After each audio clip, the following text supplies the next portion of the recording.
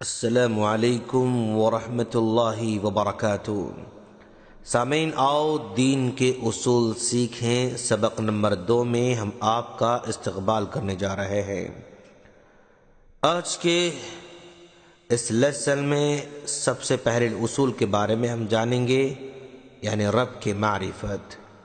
رب کی معرفت یعنی رب کے بارے میں جاننا کہ ہمارا رب کون ہے۔ ہمارا رب اللہ ہے، اور رب یہ اللہ کا نام ہے۔ رب کے اندر بہت سے معنی شامل ہیں، جن میں 3 معنی بہت ہی اہم ہیں۔ پہلا معنی خالق ہے، یعنی پیدا کرنے والا۔ دوسرا معنی مالک ہے، اور تیسرا معنی مدبر ہے، یعنی تمام کائنات کے نظام کو چلانے والا۔ اللہ تبارک و تعالیٰ کا فرمان ہے سورہ یونس آیت نمبر 3 میں، بے شک تمہارا رب اللہ ہی ہے جس نے آسمانوں اور زمین کو 6 دنوں میں پیدا کیا، پھر عرش پر قائم ہوا، وہ ہر کام کی تدبیر کرتا ہے۔ اسی طرح سورہ فاطر آیت نمبر 13 میں فرمایا، وہ رات کو دن میں اور دن کو رات میں داخل کرتا ہے، اور سورج چاند کو اسی نے کام پہ لگا دیا ہے، ہر ایک وقت مقررہ پر چل رہا ہے۔ یہی اللہ تمہارا رب ہے، اسی کے لیے سلطنت ہے۔ اللہ تعالی کافروں کا بھی رب ہے اور مومنوں کا بھی رب ہے، یعنی وہ سب کا رب ہے، کیونکہ وہ کافروں کو بھی اور مومنوں کو بھی اپنی بے شمار نعمتوں کے ذریعے پالتا ہے۔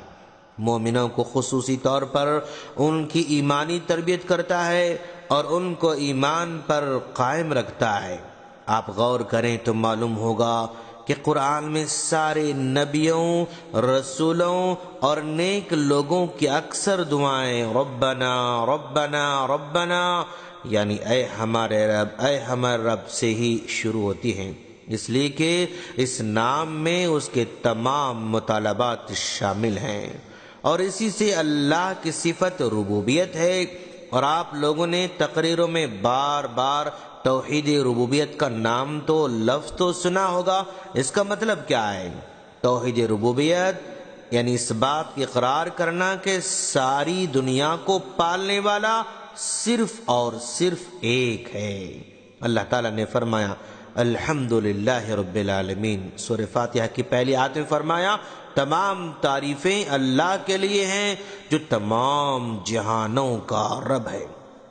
دنیا میں اللہ تعالیٰ کی بہت سی نشانیاں اور بے شمار مخلوق ہیں جن کو دیکھ کر ہم اللہ تعالیٰ کو پہچانتے ہیں۔ یہ رات ہے، یہ دن ہے، یہ سورج ہے، یہ چاند ہے، یہ آسمان ہے، یہ زمین ہے، ان کے اندر اور ان کے درمیان رہنے والی ہر چیز اللہ کی مخلوق ہے اور اس کی نشانیوں میں سے ہے۔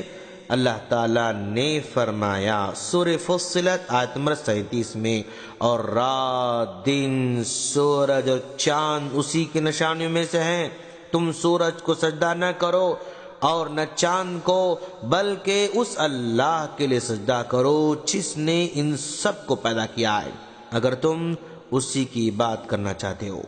اس درس سے آپ کو یقین ہو گیا کہ ساری دنیا کو پالنے والا، چلانے والا اکیلا اور اکیلا صرف اور صرف اللہ تعالی ہے۔ اس کا نہ کوئی مددگار ہے، نہ ہی وہ کسی کی مدد کا محتاج ہے۔ سب کو کھلانے والا وہی ہے، سب کو دینے والا وہی ہے، اور بس کچھ بھی مانگنا ہو تو اسی سے مانگنا ہوگا۔ سامعین، ہم کچھ سوالات آپ سے کرنے جا رہے ہیں۔ دیکھیں، اگر آپ نے آڈیو کو غور سے سنا ہوگا تو یقیناً ان سوالات کے جوابات آپ کو آسانی سے یاد آ جائیں گے۔ اگر یاد نہ آ رہے ہوں تو پھر دوبارہ اس آڈیو کو سنیں۔ سوال نمبر 1، ہم نے رب کو کیسے پہچانا؟ کتنا آسان سوال ہے، دیکھیں غور کریں کہ ہم نے رب کو کیسے پہچانا۔ سوال نمبر 2، قرآن میں نبیوں، رسولوں اور نیک لوگوں کی اکثر دعائیں کس سے شروع ہوتی ہیں؟ بہت آسان سوال ہے۔ نمبر 3، اللہ تعالیٰ کافروں اور مومنوں سب کا رب ہے، اس کی آپ کے پاس کیا دلیل ہے؟ سوال نمبر 4، کیا آپ کو کوئی ایسی دعا یاد ہے جو ربنا سے شروع ہوتی ہو؟ سوال نمبر 5، اللہ تعالیٰ نے نبی کریم صلی اللہ علیہ وسلم کو علم کی زیادتی کی دعا سکھائی ہے، بتائیں وہ مشہور دعا کیا ہے؟ سوال نمبر 6، کیا آپ بتا سکتے ہیں کہ آپ کو اس درس سے کیا سمجھ میں آیا؟ سامعین، اگر آپ اس نے درس کو سمجھا ہے تو اللہ کا شکر بجا لائیں، سوالات کے جوابات آ رہے ہیں تو اللہ کا شکر بجا لائیں اور ہماری اگلی کڑی کا انتظار کریں۔ السلام علیکم ورحمۃ اللہ وبرکاتہ۔